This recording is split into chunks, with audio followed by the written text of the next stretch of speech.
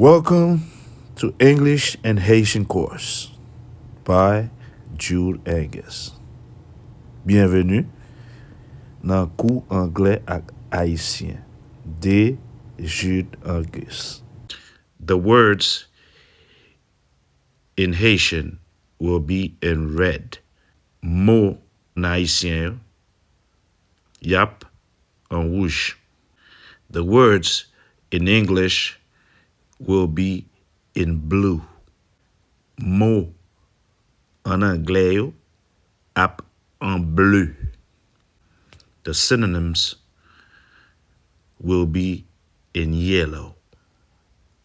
Synonyme yo ap en jaune. Today we are going to learn about words like talk, tell, think, try, and turn. Jodi nous allons apprendre mots tant que parler, dire, penser, essayer, virer. The first word for today is talk.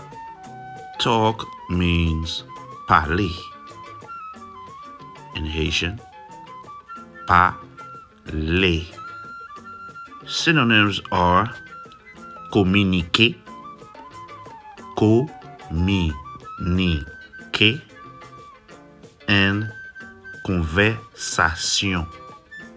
Conversation. Premier mot nous allons apprendre aujourd'hui là, c'est parler. Parler qui veut dire talk. En anglais, talk. Synonyme yo c'est chat, chat, gossip, gossip, communicate, communicate. Word for today is tell. Tell means dit. In Haitian, dit. Synonyms are informer, informer,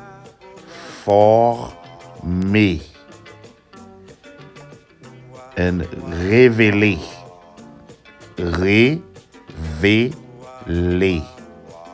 Deuxième mot nous allons apprendre aujourd'hui là, c'est dit. Dit qui veut dire tell. En haïtien, tell. Synonyme yo c'est inform, inform,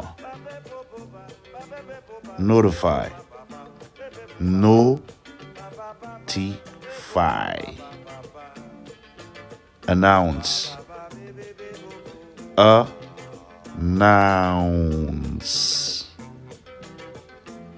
instruct, instruct. The third word that we are going to learn today is think. Think means penser in Haitian. Penser. The synonyms are Cloué, Cloué, supposer, supposer, méditer, méditer, concentrer, concentrer. Troisième mot que nous allons apprendre aujourd'hui là, c'est penser. Penser qui veut dire think. En anglais, think. Synonyme c'est believe, believe, suppose, suppose,